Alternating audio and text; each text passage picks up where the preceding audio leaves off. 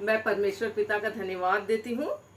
पिछले महीने भर प्रभु ने संभाला, अपनी उपस्थिति में रखा, अपनी सुरक्षा में रखा।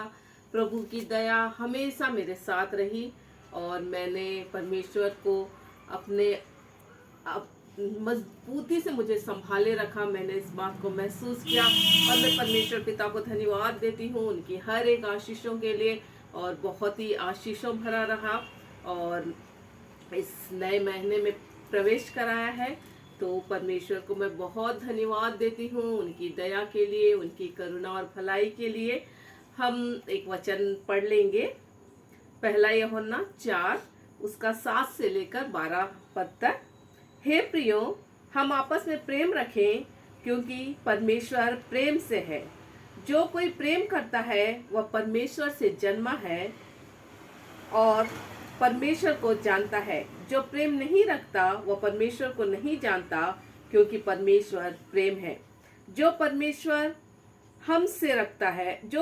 परमेश्वर हमसे रखता है वह इससे प्रकट हुआ कि परमेश्वर ने अपने एकलौते पुत्र को जगत में भेजा कि हम उसके द्वारा जीवन पाए। प्रेम इससे नहीं कि हमने परमेश्वर से प्रेम किया, पर इसमें है कि उसने हमसे प्रेम किया और हमारे पापों के प्रायश्चित के लिए अपने पुत्र को भेज दिया। हे प्रियो, जब परमेश्वर ने हमसे ऐसा प्रेम किया तो हमको भी आपस में प्रेम रखना है।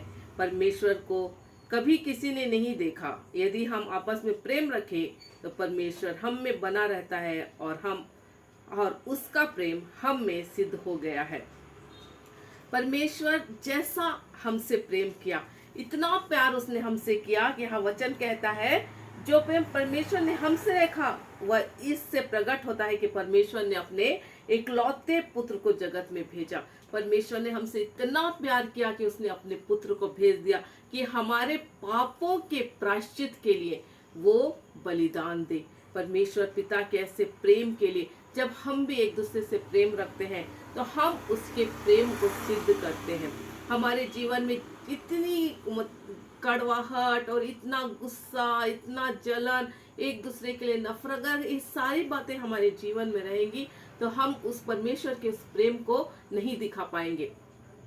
अगर नीचे बहुत सारा गंदा है और बहुत सारे कीचड़ और गंदी गंदी चीजें और सब है, किसी बच्चे को, छोटे से बच्चे को बोलेंगे उसमें बैठ जाओ तो बच्चा नहीं बैठेगा।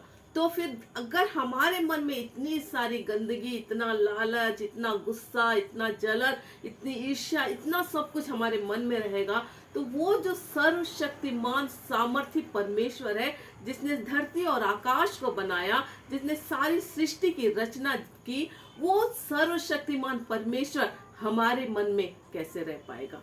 हमारा मन पवित्र आत्मा का मंदिर है। तो हम अपने आप को, अपने मन को शुद्ध करें, एक दूसरे से प्यार करें जैसा परमेश्वर ने हमसे प्रेम किया। और हम एक दूसरे से जब प्यार करते हैं तो वचन कहता है कि यदि हम आपस में प्रेम रखें तो परमेश्वर हम में बना रहता है और उसका प्रेम हम में सिद्ध हो जाता है। जब हम एक दूसरे से प्रेम रखते हैं तब परमेश्वर हम में बना रहता है। परमेश्वर इन वचनों के द्वारा हम सबको आशीष दे।